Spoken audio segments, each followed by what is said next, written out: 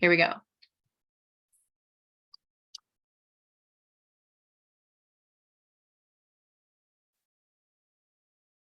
Hey, hey, hey. Hey, Lisa. Hey, Chris. Oh, you guys are still connecting. Chris, it looks like you connected. How are you, my love? I'm good. How are you? I'm good. I'm good. It's good to see you here. I know you've been trying to get here. Yeah, busy. Yeah. Here, hey, Lisa, how are you? Here's the thing, you guys. So I'm going to just be completely transparent and let you know kind of what's going on. Dawnese, who was scheduled to be here, oh, I'm going to let Molly in. Good. We've got some people now. Dawnese, who was scheduled to talk about thriving families. Hey, Molly.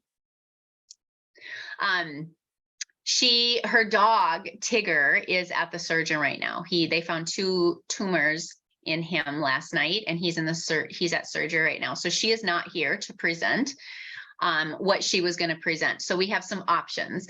Ashley and Megan are both part of the team. So Chris, Lisa, and Molly, you guys are the people that are here. If you showed up to listen and hear Dawnese, then we're going to reschedule that and have that at a later time. If there's something specific, like we're going to still, if you guys want to stick around and stay on, I have content, we'll move through the hour. We can totally do that. But I wanted to just let you guys know where we were at with it before we went there. So if you want to come off mute or just kind of let me know where you're at with things. We were kind of thinking that we could talk today about intentionality, like being very intentional around our learning and our growth plan and what that looks like. But Dawnese, who is supposed to present today, is not here. So what are you guys thinking? Where are you guys at with it? I want to be able to support you because you showed up. So if you're like, yes, let's go. I'm excited. I'm here. Let's do it. Give me a yes. Oh, and Brandy's here. Brandy's note taker is here. And then, or if you're not feeling it and you were interested to hear about families that thrive, I totally get that. We can do that as well. Hey, Brandy Bet, your note taker's here. I'm open to whatever. Okay. All right. Sounds good, Chris. Hey, I'd be happy to stay on and listen. Okay. Awesome. Hey, Brandy Bet, how are you? I am good. I was supposed to be teaching right now, but can you hear me? Yeah, just barely. Oh, okay. Maybe my headset's not connected. I was supposed to be teaching right now, but it got postponed, so I can join you. That's amazing. Here's what happened on this end. I was just telling Lisa and Chris about this before you came on. Brandy Bet was supposed to present today. Dawnese was supposed to present today. And her dog Tigger, they found a couple tumors in him yesterday. So she is at the surgeon right now with Tigger. So she is not here to present. So I think what I would love to do is I would love to open it up. And here's why. I don't know. Some of you may know this. Some of you may not know this, but my dad last year had prostate cancer. Got through that this year. About 4 or 5 weeks ago, he was diagnosed with bladder cancer. And so the treatment for that is they live in South Dakota. So it's about a 7-hour drive.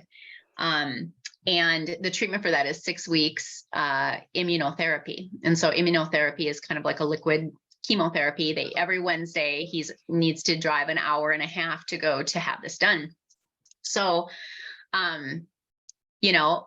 I thank God every single day that I created the life that I created, because if I was not in this space, I would not be able to support him. And so my head and my heart have been a lot with him over the last, I'm getting emotional, over the last couple of weeks. And so Dawnese was going to talk about thriving families. And what's on my heart, what's coming up for me to talk about is, because I think back on my family, I think back about before my transformation, and 7 hours away, I would a couple of times a year, maybe 3 or 4 times at the very most, make the trek. Before we were going, I'm like, oh, I don't have time to do this. Like, I was in this mindset of like, like it was a bother for me to go and see my family because they were 7 hours away. I have stuff to do. I'm busy, all this stuff would run through my head. And through the process of transformation, and some of you that are on this call will understand this, through the process of transformation, it requires healing relationships, right? Like healing relationships with ourselves, healing relationships with our family, healing relationships with those that we don't have a relationship with, because that's the breakdown in life. And so over the last 5 years, as I've gone through my own transformation and continue to go through transformation, because we're always transforming, there's been a lot of healing with my dad. There's been a lot of healing with my family as a whole, but healing with my dad as well. So I'd love for you to put it in the chat if you have family relationships. So Dawnese was going to talk about families that thrive, right? And there are certain things that are in place when a family can say, yeah, we thrive. And I don't know that very many families out there in today's environment would really be able to say, yeah, I'm a 10 out of 10, my family's thriving, because things get in the way. And it's our programming, right? So for me, my programming, my dad's military, very strong, very controller, and I am not. I am a supportive, I'm emotional, I'm sensitive, all of that. So growing up, it was tough. Growing up was really tough. When I would get into my feelings, and when we're in our feelings is when we connect with people. So I want you to really feel that and hear that. When we're in our feelings, it's when we connect with people, because we don't have all the other shit that's like getting in the way of it. And so when I would be in that space and I'd share my feelings, or I'd share what was wrong, or I'd share what was bothering me or anything like that, the response I always got from my dad and my brothers was, buck up, you're too emotional, you're too sensitive, you know. And what that did to me and my programming. So like, put in chat if you're relating to this or not. Like if you're relating to this or not. What that did for me in my childhood was it told me I was wrong. So when I'm crying, you're too emotional. Oh, that must be wrong. I shouldn't be crying. When I was talking too much, oh, that must be wrong. I best not talk. When I was flexing those feelings and flexing my authenticity and flexing who it was that I really was, like it was never right. There was always something wrong with it. And it caused a rift. It caused a rift in our family. It caused a rift in me, especially as I started to go through transformation, because I realized that my parents, my family are only operating from the programming that they've had as well. Right. And so I was able to forgive my dad. I was able to forgive my brothers. I was able to forgive like all of the tension and all of the stuff that I was feeling inside, because I would hold it against them. Like they don't understand me. Like they're wrong. Like, you know, you get all mad and you have the feelings over it. And so when we talk about thriving families, in thriving families, it means that everybody gets to be who they are and that it's respected. My dad said something to me the other day, and I was like, ugh, I'm going to write a book one day all about this, Dad. But my parents live with me, my sister, my young, oh yeah, relations still hard to get along about everything all the time. Yeah, because we're different people. And when we're not respecting our differences is when the conflict happens. And it's when the feelings get hurt and all the, you know, my parents were screamers and yellers. One of the things I had to face up to in my own transformation was I yelled at my kids. Like when I'm stressed out from work, I'm stressed out from my own life, and I take it out on my kids by yelling at them. And that, you know, so where I'm going with all of this is, what, you know, if I were to say on a scale of 1 to 10, when you look at your family, when you look at your relationships in your life, whether it's your partner, whether it's your kids, whether it's your parents, whether it's your siblings, whether it's your friends, on a scale of 1 to 10, where are you with those relationships? Or are you just letting those relationships be what they are? Like for a long time, I was like, oh, that's just how my dad is. That's just how my dad is. Now, when I'm driving him to Sioux Falls to his chemo appointments, and he tells me how to drive and he tells me how to get there. And, you know, that stuff still rises up if I'm talking about something and he's like, oh, you just need to let that go, and telling me what I should do or what I shouldn't do. Instead of getting mad about it, instead of feeling like I did something wrong, I just go, oh, isn't he cute? Oh, isn't he cute that he's going there again? And it doesn't affect me today the way that it used to affect me in the past, because I'm not taking it personally. I understand where he's coming from. I understand. But one of the things that he's really come to terms with is I don't have to understand it, but I get to respect it.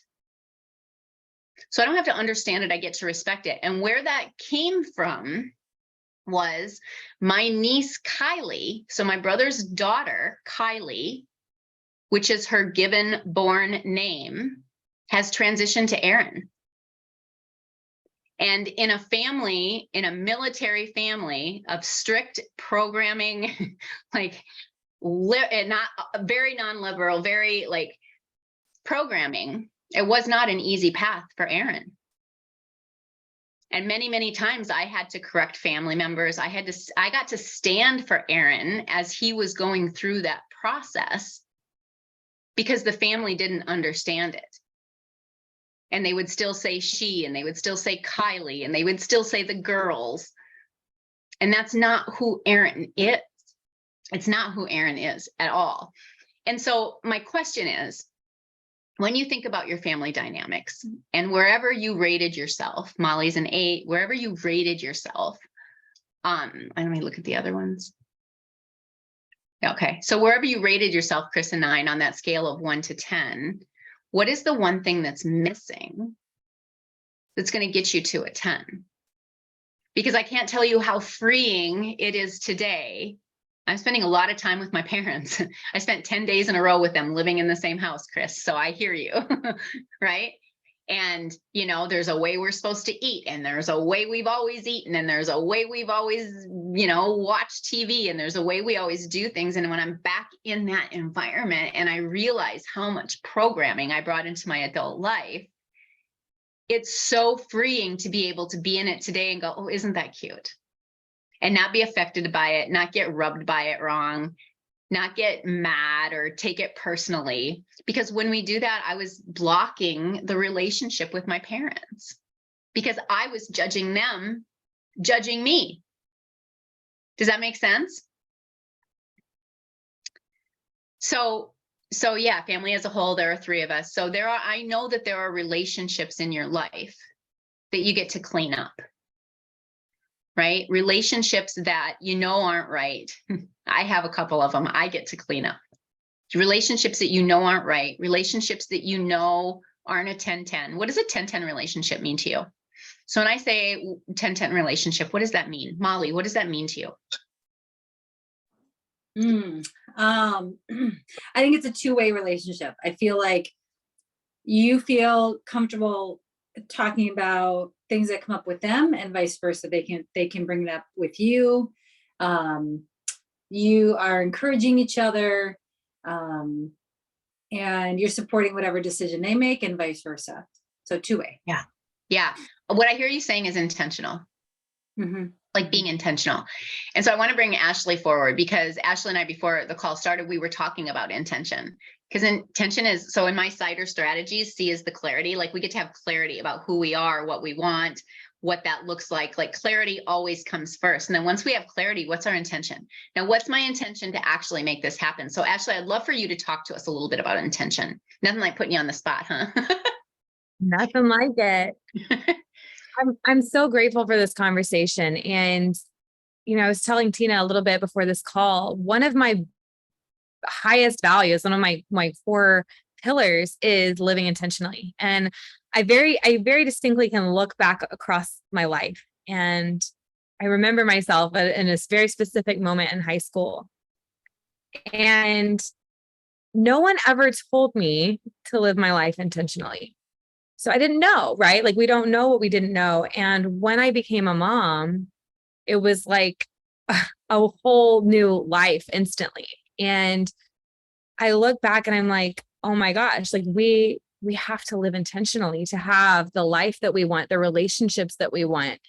And so I picture that moment in time, and that would be the message that I would want to share with anyone, is to live our lives intentionally, because I relate living intentionally to who we are authentically at our core and what we truly want. And so I kind of visualize it as a ship, right? So if I am steering my ship intentionally with a vision in mind of what I want in my life to look like in 5 years, in 10 years, in 50 years, right? Then I am very purposely steering this ship, right? And doing whatever it takes to manage everything else that's happening, and becoming who I need to be every step of the way. Whereas the alternative was what I had done for so long, which was just dodging the waves and going with it and encountering every obstacle as it did. And that is a strategy, but that's a survival strategy. And I'm actually just realizing, I just got goosebumps. I'm realizing that in this moment that Ashley on the ship just was survival. And, once I made that click, once that clicked in my head, that living intentionally is really the key to creating the life that we want. It kind of changed everything for me. And it's just so critically important, because if we don't have that vision, we talk about vision a lot. If we don't have that vision in our mind, how will we get there? Right. And we're not born knowing, but we do have a mission. And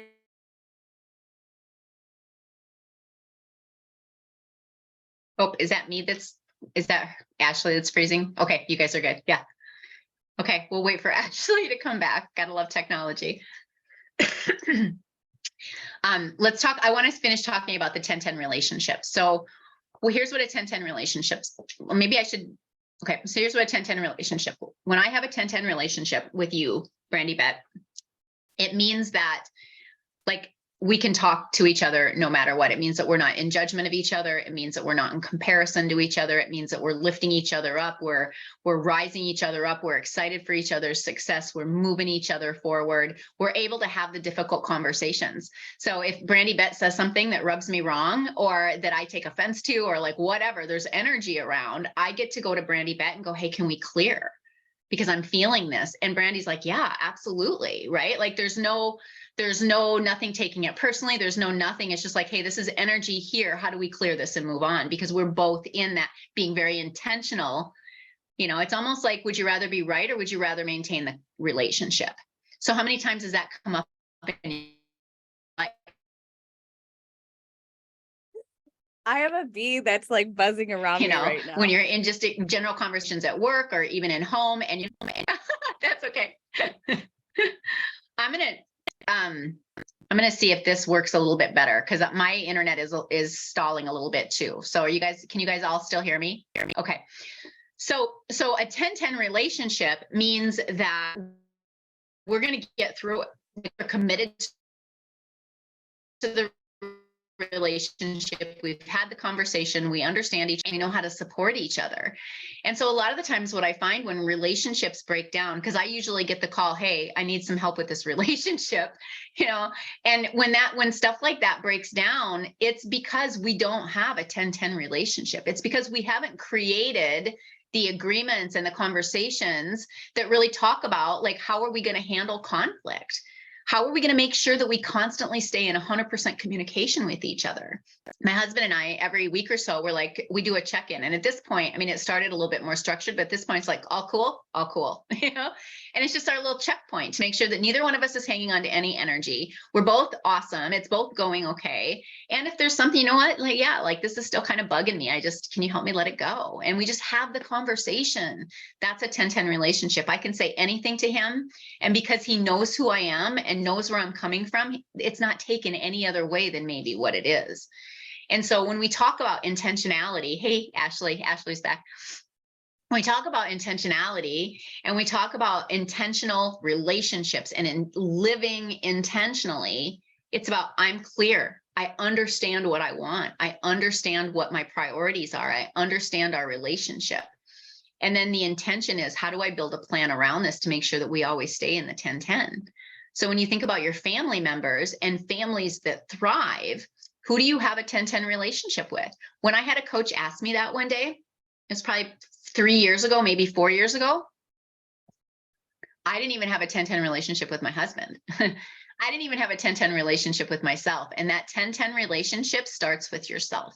If you don't have a 10-10 relationship with yourself, it's going to be really hard to have it with everyone else. So in thriving families, what happens is somebody's the stop. And my guess is it's the people on this call, right? We're the stop.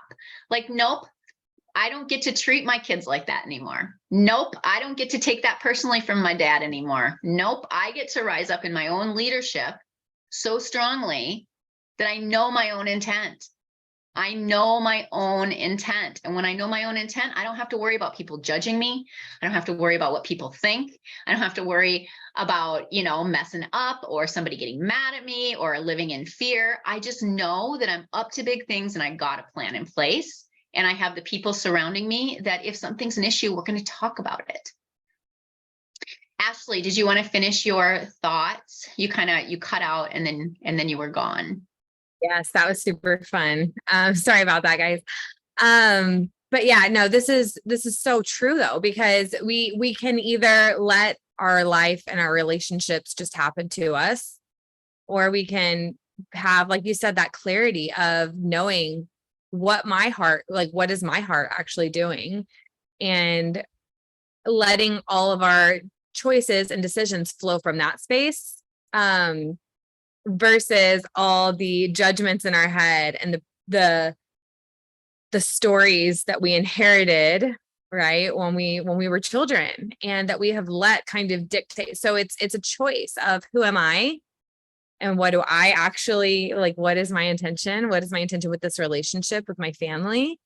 And how willing am I, or how committed am I to doing and being what it takes to actually making that a reality? I know for myself, I have spent many years being like that kind of, I'm thinking of that toy where you like punch it down and it comes back up, the inflatable toy. I don't know what it's called.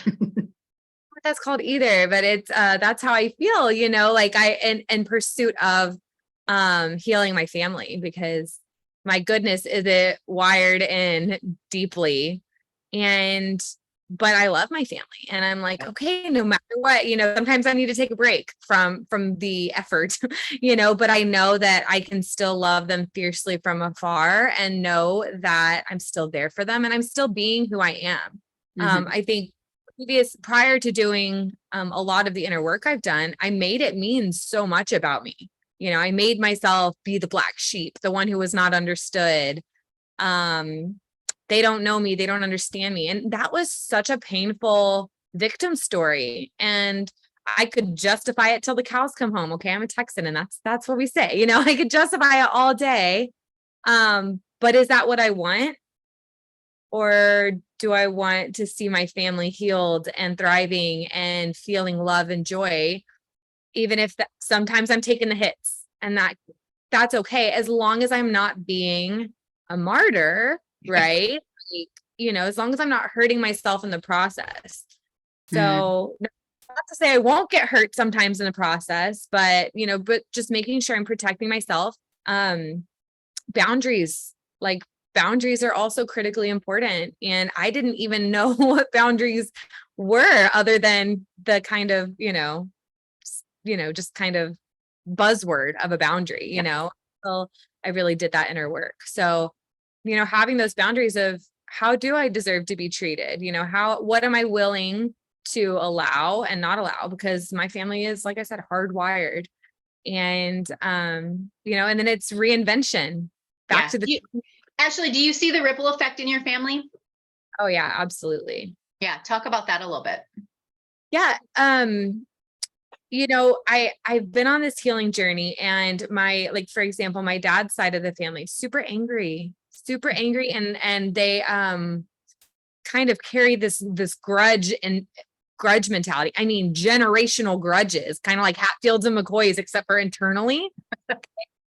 And yet, once I just persisted with my own journey, then all of a sudden my aunt is getting help, just talking to someone and getting therapy and realizing that there are other mindsets, other perspectives.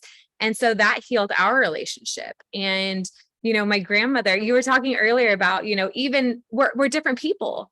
Mm-hmm. And my grandmother loves me unconditionally. That's the first person I really met who showed me unconditional love. And yet when we spend a lot of time together, we're generations apart, and I am a hyperactive, person with all these ideas and visions. And she's like, and so anyway, but through our communication, like through me healing myself, she has, again, like kind of healed herself and her mindset and her outlook. My brother, who has his own whole story, he has started to, like, he told me he stopped drinking. Mm. And I'm like, that's huge. So, really just by healing myself for my daughters, right? Because that's my whole goal, is I am not going to permit the continuance of these generational stories. And so, even people seeing how I'm raising my daughters in my family, they're like, oh, that's different. It's healed. But yeah, truly, like with my cousins and even my other grandmother, she saw me come home from one of my personal development trainings, and she just sat there and she was just in awe. And she was like, I want whatever that is, and through that, we've been able to have these conversations that had never happened before. And she sees things differently, and she has conversations that are no longer surface level, and she talks about her feelings now and what's really underneath it versus that perfect facade that. Oh, Ashley froze again. I think there's a time limit on Ashley's freezing. What I was going to say to Ashley was, what I was hearing her say is that she's standing in her truth. So have you guys ever heard that saying before, standing in your truth? So yeah, standing in your truth. Here's what standing in my truth with my dad looks like. Today, when we're having a conversation and he throws a comment about my way of being, or you're being too emotional, you're being too this, too that, whatever, especially if it's emotional or sensitive. Those are my two favorite things that he flies at me constantly. In the past, again, I'd shrink back, like, today, no, I'm standing in my truth. I go, thank you, Dad. Thank you. It's my superpower. I'm so incredibly happy that you even noticed it. Thank you. And, he kind of like gives me a look like, like I wasn't complimenting you. And I'm just like, it's awesome. Thank you. I love the fact that I'm sensitive. I love the fact that I love hard. I love the fact of who that person is. Today, I get to manage it differently than maybe I have in the past. So again, like standing in your truth is even with your family, when that programming comes in and there's that rift that always happens, just standing in it and saying, no, this is why, this is who I am, this, and just talking through it, that communication is super huge. And again, they may not understand it. They may still judge it, and that's okay, because you've stood in your truth and you have clarity over who you want to be. Remember, clarity in the cider, clarity comes first. I get to be this person. And then intention, and how am I going to do that? What help do I need? What support do I need to actually start moving there? And then the third one in the thing is discipline. And that's a whole nother, that's a whole nother hour session. But when we talk about thriving families, it starts with you. It starts with me. It starts with you, because our generations, our families have been operating and behaving and acting the way that they have for generations upon generations upon generations. We're just the stop. The fact that you're on this call tells me that you're the stop. Like, I was the stop in my family. I was like, no, we don't get to treat women like this anymore. I had a big old long conversation with my brother about it. You don't get to treat mom like that anymore. You just don't. I'm not going to not say anything about it anymore. I love you, and you don't get to treat mom like that anymore. And guess what? He hasn't. He hasn't. That's the ripple effect. That's the generational healing. That's standing in your truth, even when they're going to still judge you, even when they're going to make fun of you, even when, all the stuff of whatever you're afraid of might still happen. You get to be who you are. You get to be authentically who you are, because you're amazing. You just made that generational programming. It's just different. And for eons and eons, it's been a one size fits all, right? You're supposed to do everything like this and say it like this. I mean, I felt like that in corporate. I had a million masks because I'm supposed to say a certain thing. I'm supposed to talk a certain way. I'm supposed to be a certain person. And it was so far off from who I truly was. I lost myself eventually in it. So again, when we start going, okay, how do I take my power back?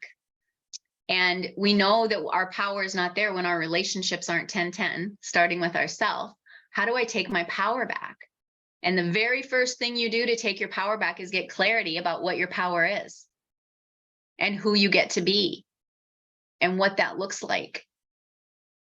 So one of the things that I want to send you away with for journaling tonight is really just taking a look at when I think about my family. And you can do your immediate family, you can do your family as a whole, parents, siblings, all that, whatever, wherever you're at with it, but like what's working in our family right now. And maybe you go and have a conversation with the whole family, or maybe one at a time, one-on-one, whatever. But like you get to open up the communication.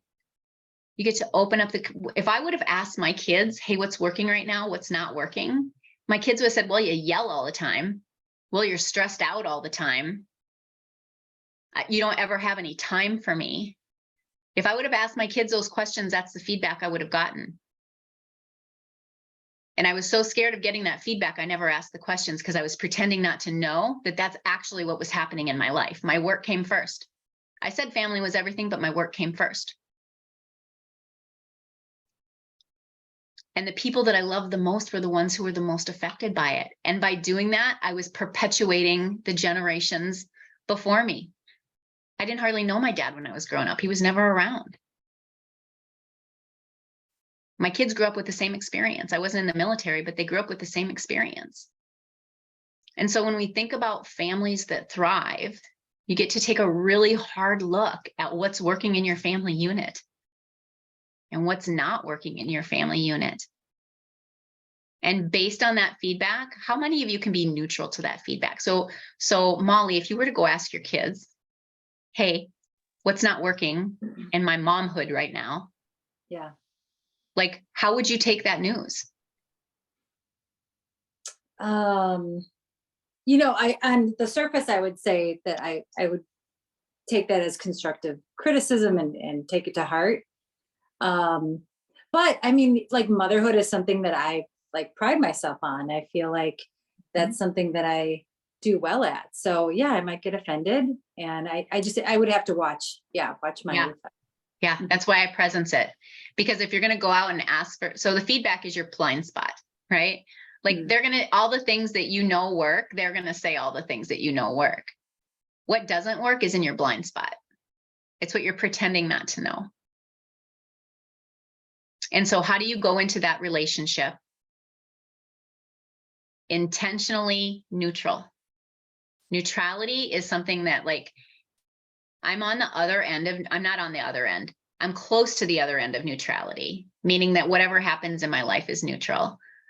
And it's freedom. I'm telling you, my dad could look at me and go, you are the worst human being ever. And I'd be like, oh, thank you. Okay. Like, okay. It's neutral. It's just his opinion. It doesn't mean that that's what I am or who I am.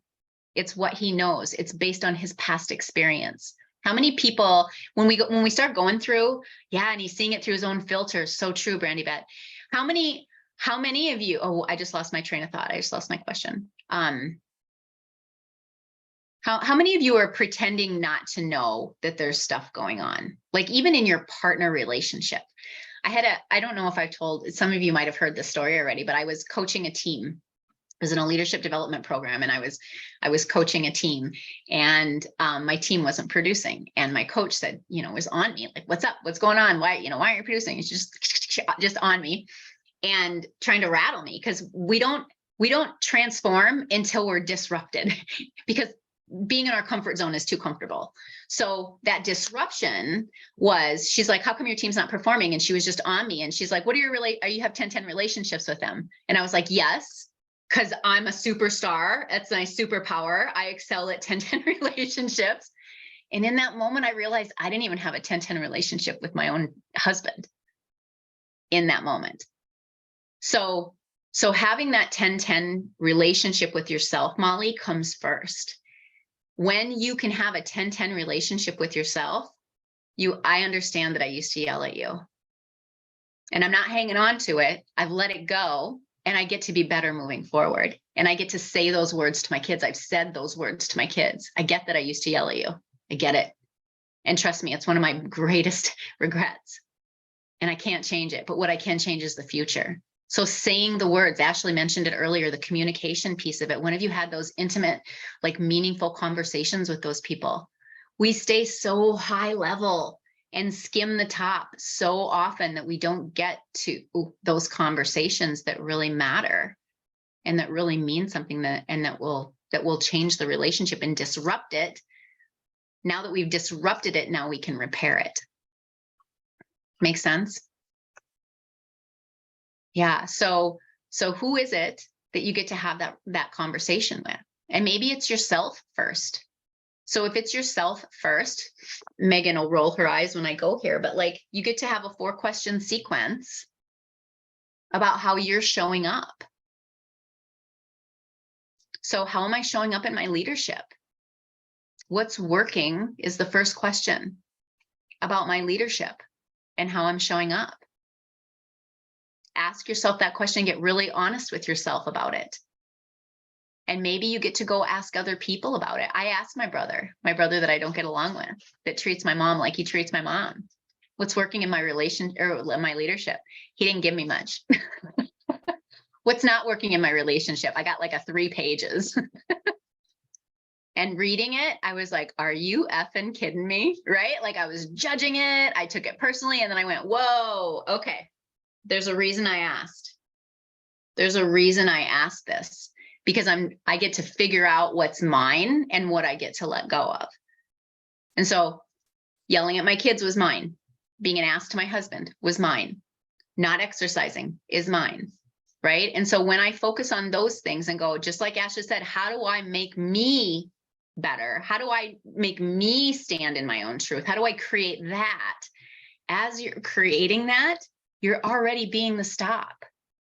As you're creating that, you're already creating the ripple effect that's going to happen down the road from you just leveling up your own leadership and creating what you actually want in your life versus what everybody else thinks you should have, versus how everyone else thinks you should live, versus any of that. So what does that look like? Like, I want you to really sink into what does that look like? And it starts with yourself. What's working? Thank you, Megan. What's working in my leadership? What's not working in my leadership? What's in the gap? And how can I support? For me, what was in the gap was that I was working 80 hours a week. When I'm working 80 hours a week, there's not a lot of other time for anything else. And I'm so in a pressure cooker that when my family does need me, I'm not there. I'm not showing up for the people that actually matter to me because I'm pressure cooked out over here. That's not what I wanted. It's not what I wanted. So what is it that you want? What is the clarity that it looks like? And you'll get to that clarity by really digging into what's working right now and what's not working. Like for me, my relationship with my brother was not working. For me, my relationship with my dad wasn't awesome. For me, my relationship with a lot of my family, because I said, when I started my transformation, I was like, oh, you're toxic, I'm out. And I just like shut them out because I had to get me right.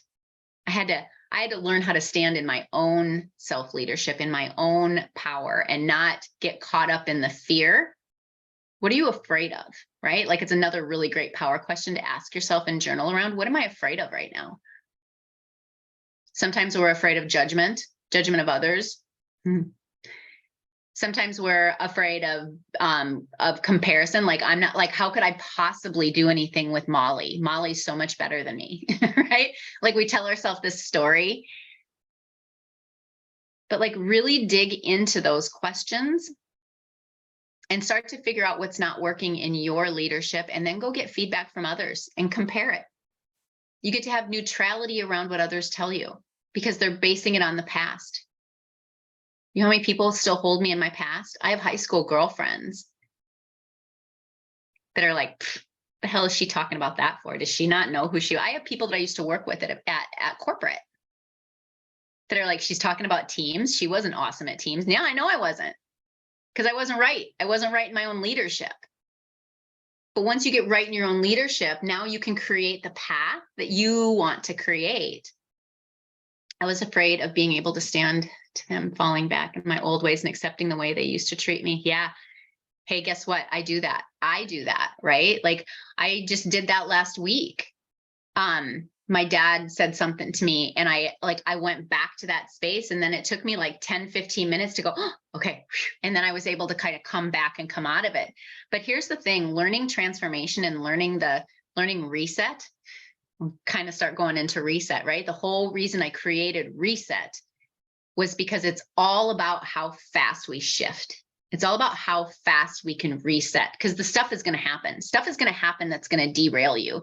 You can be super clear and super intentional and have it all there, and something will derail you. And you can choose to stay stuck. For me, it was years. And then it was months. And then after a while of practicing, it was weeks. Today, when I get stuck, I'm not going to sleep stuck. I'm not going to sleep stuck. And it might mean I get to pull an all-nighter, but I'm not going to sleep stuck because it doesn't feel good. I get to live in joy. I get to live in happiness. I get to live in forward movement. And when we're stuck, we're not moving forward. So how fast can you shift? What tools do you have in your life that will allow you to be aware that I'm stuck right now? Like I'm really hanging on to what he said to me. I'm hanging on to it. I'm hanging on to it. I'm hanging on to it. And if I'm aware that I'm hanging on to it, I can pull out a tool. I have to know what those tools are, though. And that's what reset is all about. It's about coming together and figuring out what is the best way for me to get unstuck when I feel stuck. And there's all kinds of tools and everything else out there to be able to help that. Meditation. What do you guys use when you get stuck? I'm curious. Put it in the chat or come off mute. I'm curious to know when you feel stuck. When you finally are aware, I was stuck for years and didn't know it. I knew it, but I was pretending not to know, right? It's that awareness. But like, what tool do you use to get unstuck? Sometimes it's meditation. Sometimes it's exercise. Sometimes it's yoga, journaling. Sometimes, I love that, Molly. Phoning a friend, right? Brandy Bet, I'm in it. And Brandy better go, what's up? Talk to me. And then she'll ask me questions. And by the time we're done, I'm out of it. And so what tools, nature, movement, yes, going into nature, what tools do you use? And sometimes it might take more than one tool. Sometimes it might take, okay, I went for a walk. That didn't work. I'm still in it. Okay, phone a friend. Okay, do some yoga. Okay, do some journaling. Like some things are bigger than others. But I think the biggest point that I want you to realize is being aware of when you're stuck is the key. Because when you're aware of it, now you're aware that I need a tool right now. I need a tool. I can't tell you how many times a day I'm like, okay, I'm stuck. I'm in it. Okay, for me, it's a hot bath and meditation.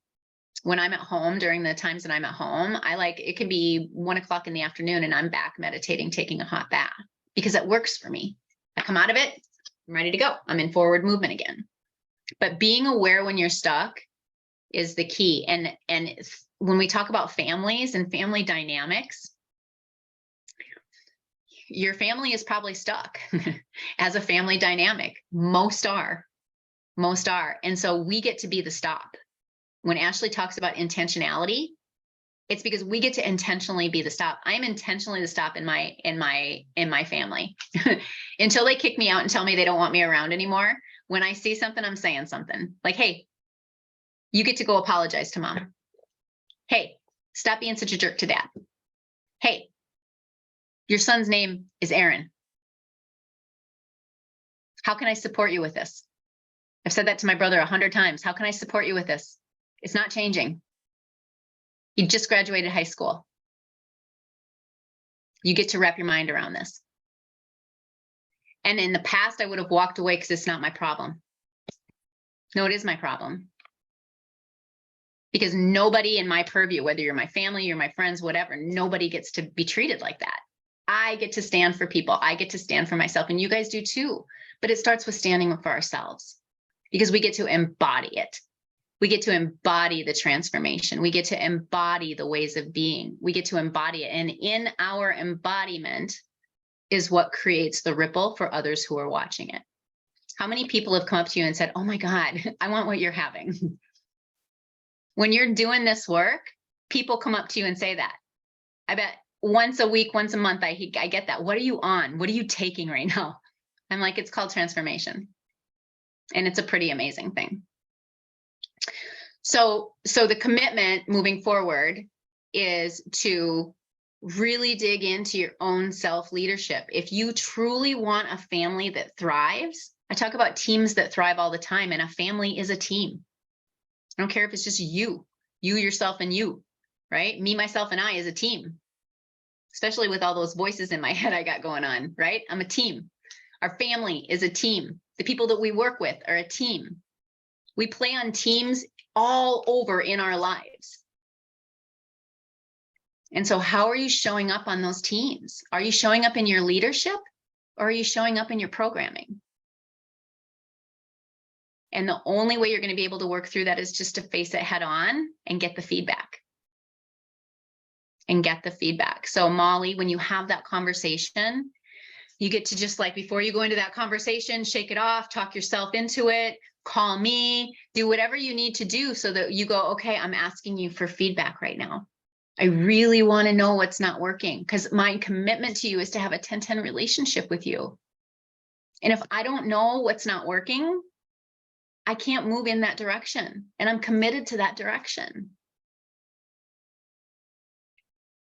And if anytime you feel me, I mean, even if you feel like, if anytime you feel me getting defensive, have a sign, have a safe word, say it's okay to walk away. We can figure it out at another time, whatever it is, but create the safe space, create safe, neutral space for you and your family to get through the work that gets to happen to get to the other side of that thriving family.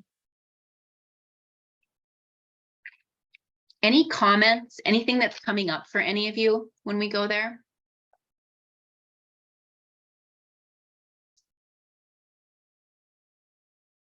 I think something that's coming up for me, and I'm sure others on this call have maybe a similar experience, but it feels important more than ever to go through this because when my dad passed away a couple of years ago, I was 30, and it felt really significant, and my relationships changed a lot. Like I, before that, maybe would have said that my mom and I had a 10-10 relationship, but our relationship changed as we went through that. But as much as sometimes I struggle with our relationship, now is the time I want to fix that, because I don't want to be looking back on those things. Like I look back with my dad and I wish he'd tell me one more time not to cry, you know. As much as I didn't like him telling me that growing up, I would love to hear it one more time. So yeah. I want to change that. I want to be that stop so I don't feel that negativity towards her. I want to have those good memories. So yeah. So I'm going to send you this recording, Megan, of what you just said to us. And that's exactly what you get to say to her. Yeah. It's exactly, I guarantee you she wants the same thing. Yeah, It's just that we're so in our programming that we don't know how else to act. We don't know how else to behave. We don't know how else to show up and just be until somebody gives us the permission to say, look, like, how do we work through this? I love you. And I don't want us to be at odds anymore, right? So there's just so much juiciness there, Megan, in that conversation with her. So maybe you do how do we move forward? Like, what are we each committed to? Here's what I'm committed to. I'm committed to no energy with you. So when I feel energy around something that's happened, how do we safely talk about it? Right? The conversation isn't so much about diving straight into what the issue is or the problem is. It's how do we have a safe conversation? What are the expectations of you and me to have a safe conversation?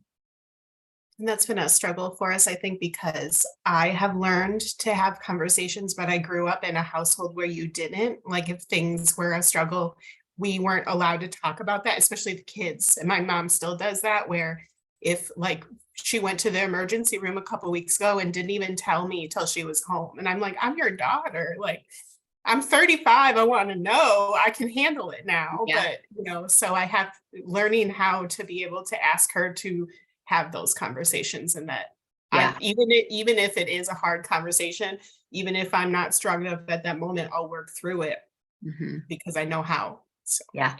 And here's the thing, we always go back to love. You can always go back to love. So when I'm like, I know your mom. I know your mom. And having that conversation when it gets heated, if it gets heated, just going, okay, let's take a big deep breath right now. I love you and I don't want us to go here. How do we come back to safety? Like always bringing it back to safety. Like I feel us getting elevated again, Mom. I don't want us to go here. That's the neutrality. Because you're holding yourself back from going there and you're standing in your truth and you're saying, no, we get to have this conversation. We get to continue to have it because I love you. So whenever the feelings of like, oh my God, you're doing the same damn thing that you always did, right? Like all that narrative that happens in our head, like there you go. You're looking for evidence. Yep. You're going to go right back. Yep. You're yelling at me again. Yep. You're doing, yeah. No. The past is the past. And if we keep continuing to deal with the present, like we have the past, we're going to keep getting the same results.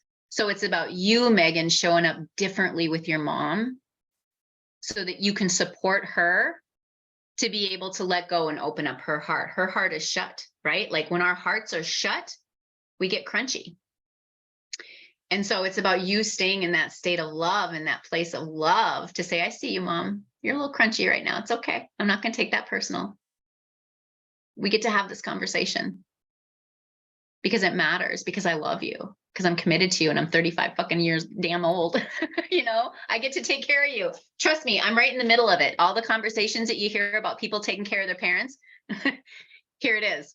It comes and it comes fast and it comes unexpected for sure. And so, now's the time to really have that conversation and start building towards the 10-10 relationship. And it may not always go awesome. You may slide back. Who mentioned that? Somebody mentioned that. I think it was you, maybe like either you or Ashley, somebody.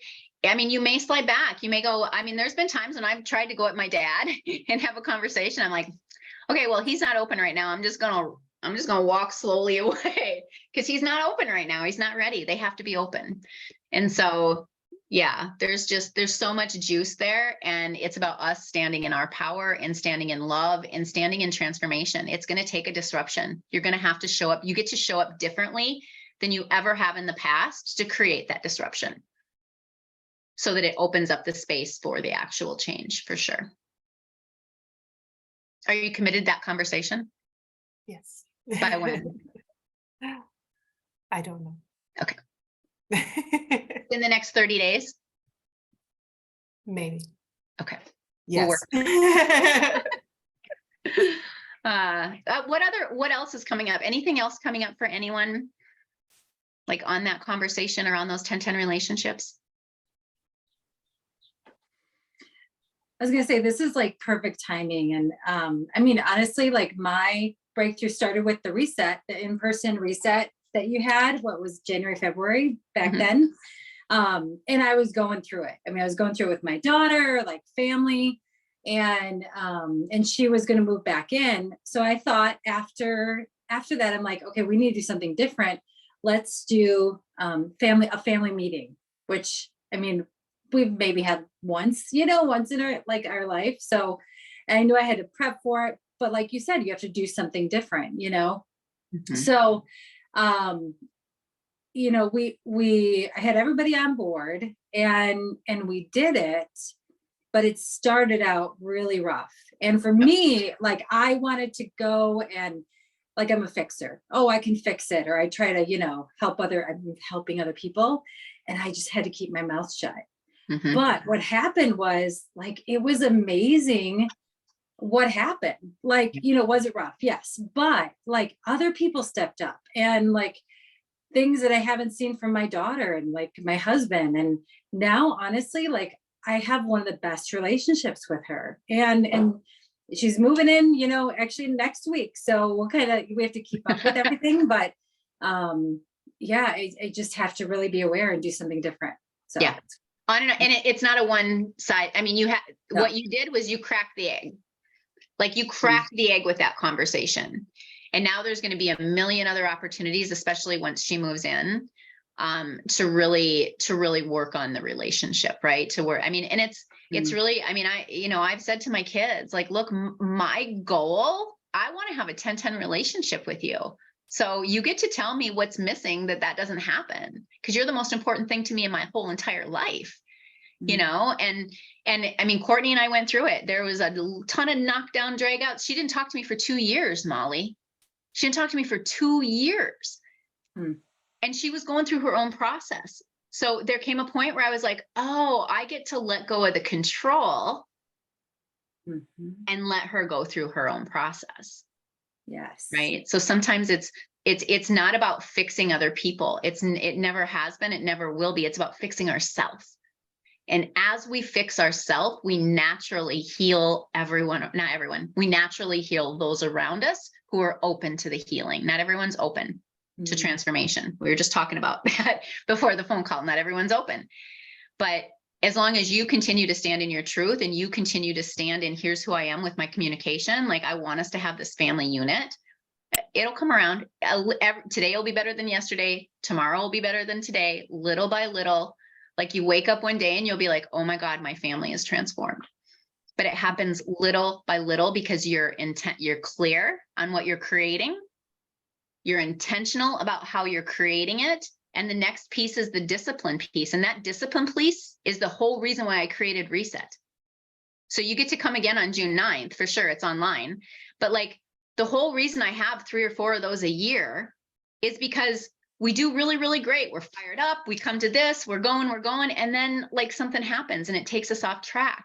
And together we get to get back on track. So that's what the Reset is about. It's about coming together, having people you can talk about, having a space where you can talk about these kinds of things, and then really being able to dig in and sink into, okay, what's the next step?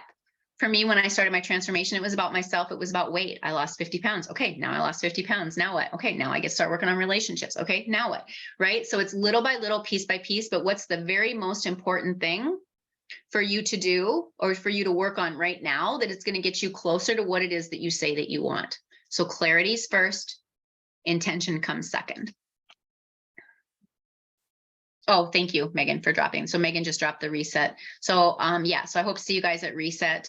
If you want to go deeper, like we've talked about generational healing a lot today, with thriving families being the focus of today. This is why. So some of you know my daughter and I, in our process and our transformation and where we've come from and what that's all looked like. We are having our very first inaugural 3-day retreat in Florida in June. So I think it's a week after retreat, 16th and 17th, Father's Day weekend. And so that is, if you are interested in that, please call me. Let's talk more about that. There's only 6 seats. We have 6 seats. It's our first one. It's all inclusive. We're super excited about it, but it's at next level. So there, we can show up here at these free things and talk for an hour and be rejuvenated and go back out. But when we start going to Reset day retreats and Heal 3-day retreats, now it's about embodying the work. It's about, okay, I'm clear and I have this intention, but now how do I create this change? How do I really dig in and create this and embody this in my entire life? So this is why our conversation today has kind of lit me up, because it's the whole reason why I hold these spaces. I hold the Burnout to Bliss, because we can have these conversations. You can come and figure this stuff up and get a little bit further and a little bit further, and because it's step by step.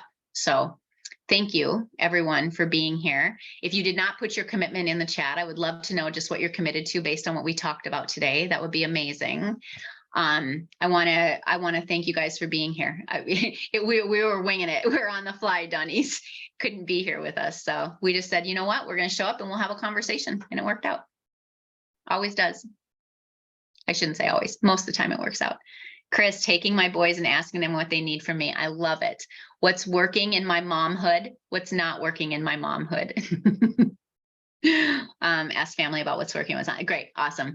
And here's the thing. When my brother sent me his stuff, like, it freaking triggered me. Like nobody's business triggered me. And I got to just say, stay calm. Don't react, stay calm, don't react, stay calm. The tools inside my head. Don't react, don't react. It's neutral. It's all neutral. Just his opinion. Don't react. but it was really good information for me. That's how he saw me. Right, wrong, or indifferent. That was my brother's and how he saw me. So take the information and then figure out what you're going to do with it and how you're going to use it, but don't react to it. It's neutral information. And it's giving them a voice to talk about what's not working in the relationship is the other important piece of that too. So, all right. Sounds good. I love you guys. Thank you for being here. Thank you for your support. This kind of thing, just getting together and having these conversations, always support. So I really appreciate you being here. Anybody have any we're at time, but if you have anything, I'll stay on for a little bit longer if you have anything specific or anything like that. Sound good? All right. Thank you, everyone. Have a good rest of the day. Thanks for being here, everyone. Thank you, Thanks, Tina. Bye. Bye. Brandy Betts notes. I love it. Hey, I just want to say quick hi before I sign off.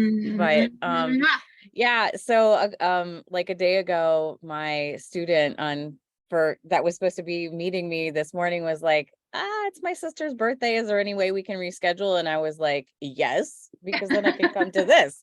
Yeah. And it worked out. I actually had time on Thursday. So That's amazing. Yeah. Amazing. Yeah, so it was good to see your face. I always love seeing your face. Yeah. I was happy to support you with your business. Oh my God. Well, I got some interesting news yesterday. I was about ready to sign a lease on a location to rent. Okay. And I had found someone to office share. And it's been a process. But anyway, I reached out and I was like, I don't know if the space is going to work because it looks like building hours are done at 6 and I want to be able to teach evening classes. And then she's like, well, funny thing happened. Please don't hate us. And I would never hate them. But they were like, we actually found a space that was free. And so they're going with a fitness location. So I lost my office share. So and they were going to be, so, like they were going to be paying part of the rent. Yeah. Yeah. Right. Basically a third of the rent. Mm-hmm. But yeah, without that, it's like also the fact I'm going to be in Ohio for like a month. That's what paying came for it. Yeah. I was like paying $1,800 for me to barely be there. I mean, obviously the deposit I would get back whenever I move out of there. Like that's just money for the future. But still just having to shell out $1,800 this summer for deposit, first month's rent, second month that I'm not even going to be there. And so now I'm like, I felt really good about that space, being able to share it. Yeah. And having a little bit of support but now I'm like, oh, so now I'm like, I was so excited. And then now I'm like, okay, well, maybe this is my excuse to come out of it, or maybe I get to think about it more, or. Yeah. So do you guys know that you're just going to be in Ohio for a month? Well, so since the last time I talked to you, things have changed a little bit.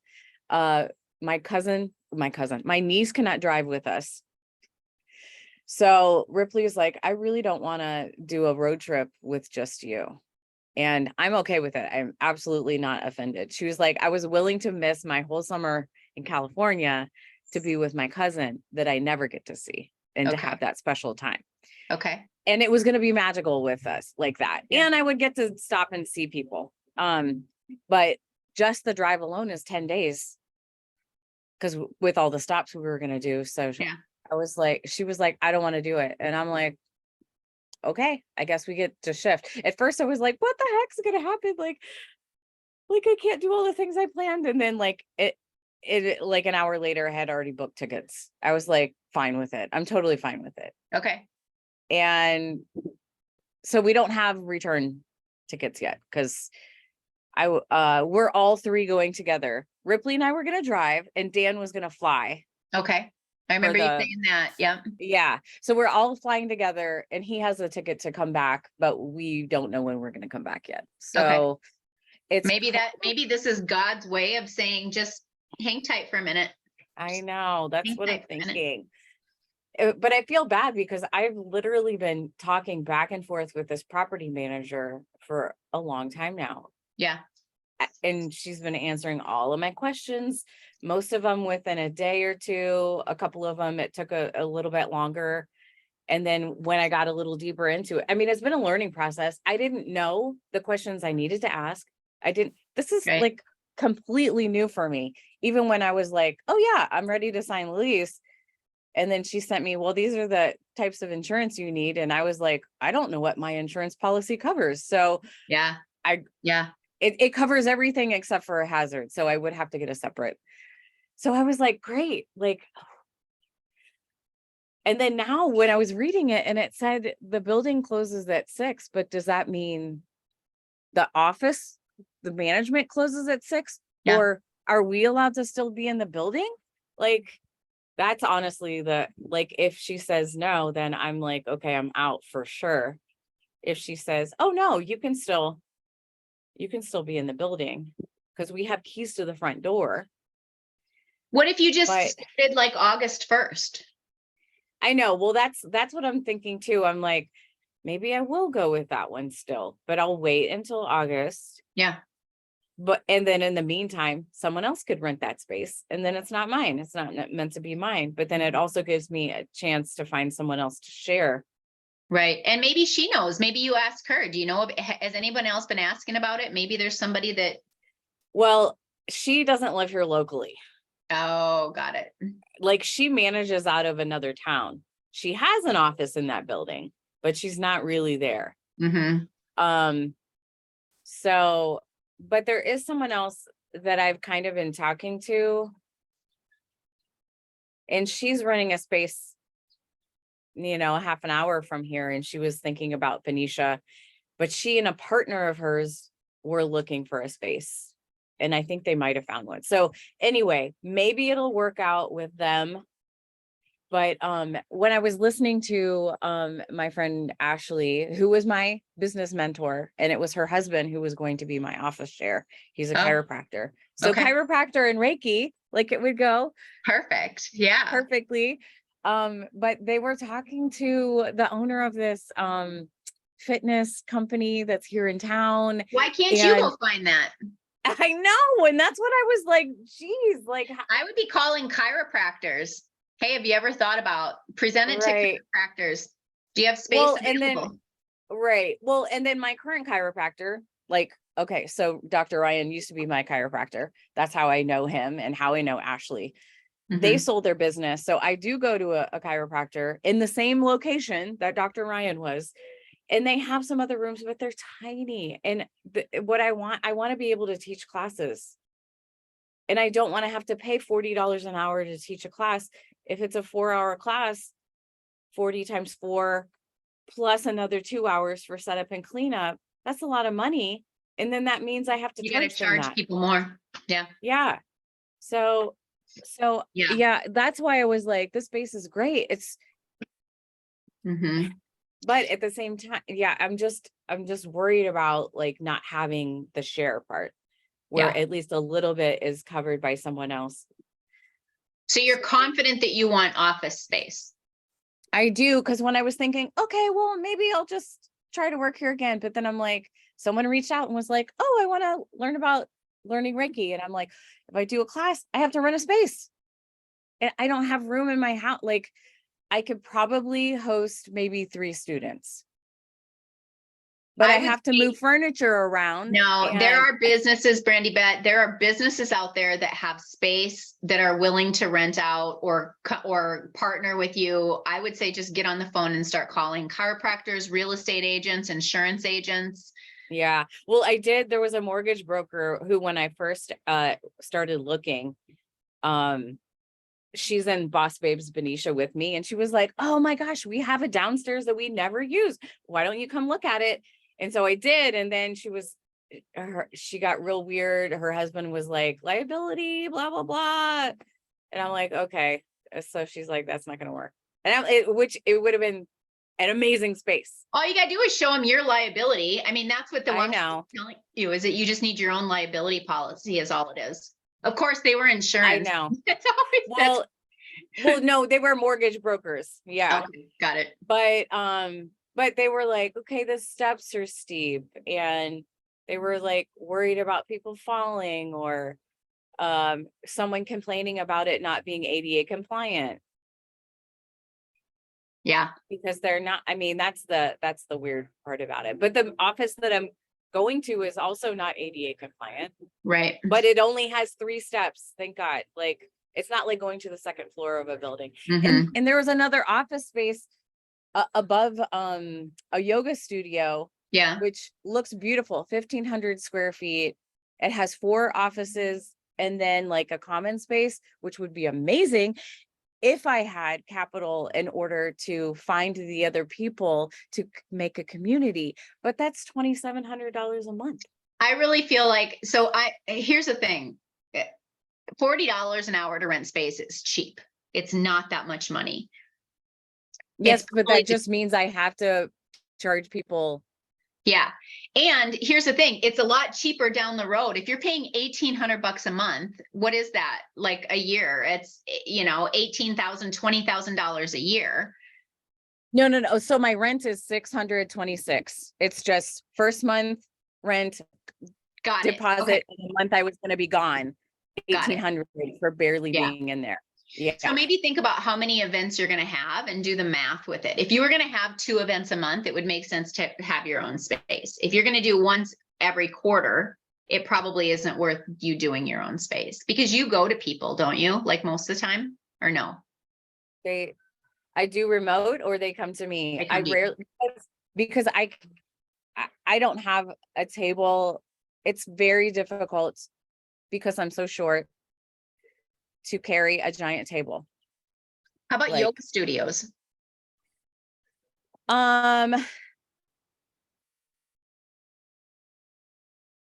They don't have space. It's one giant room. Mm.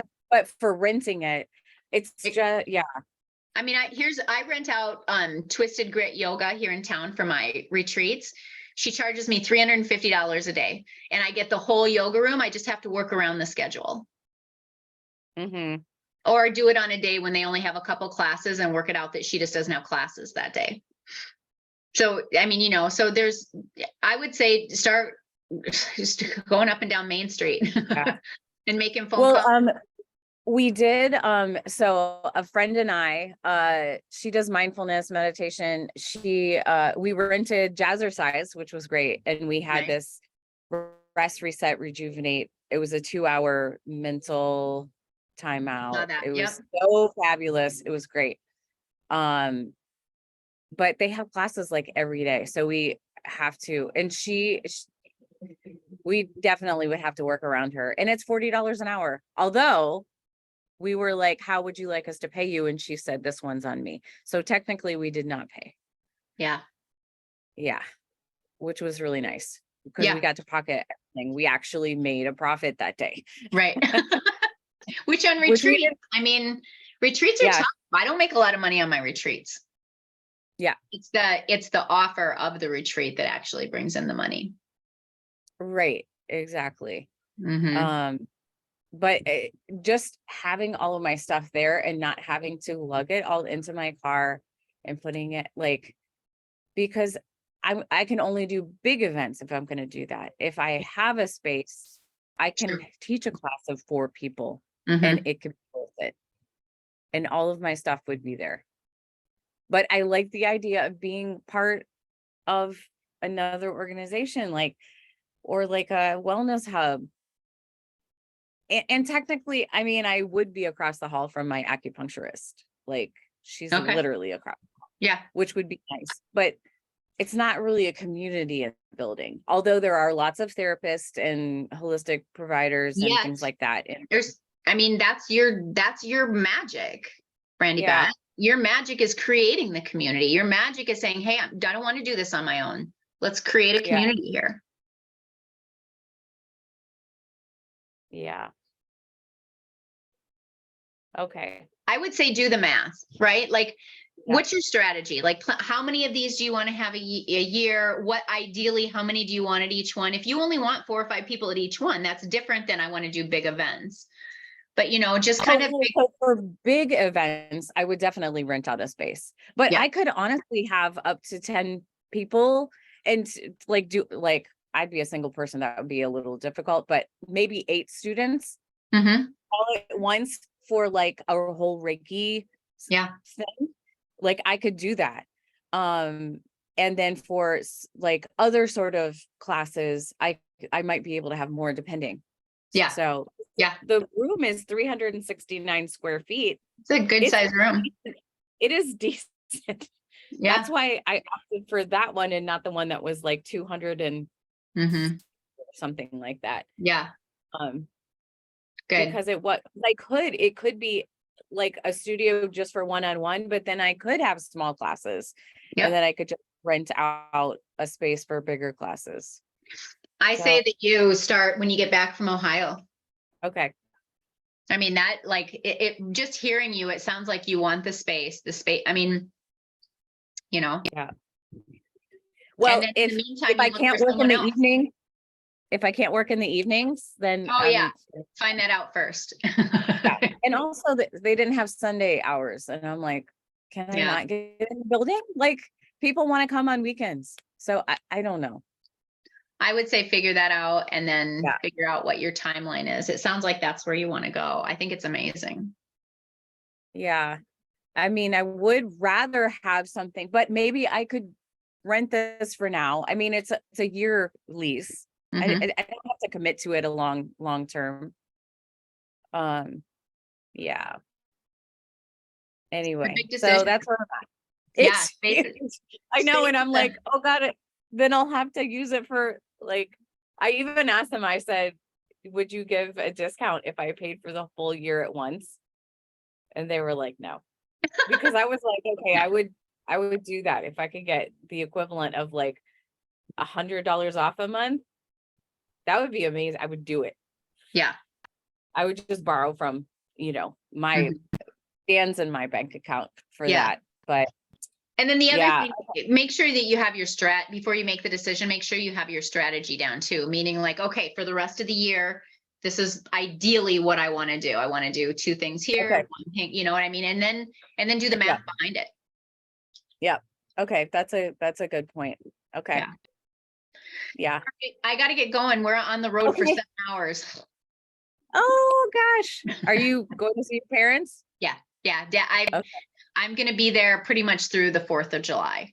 So I'm back now. I come back one other weekend and a couple weekends, and then otherwise I'm doing everything from there. So. All Yeah. right. So you'll be doing reset from there too? Yeah, I will. Okay.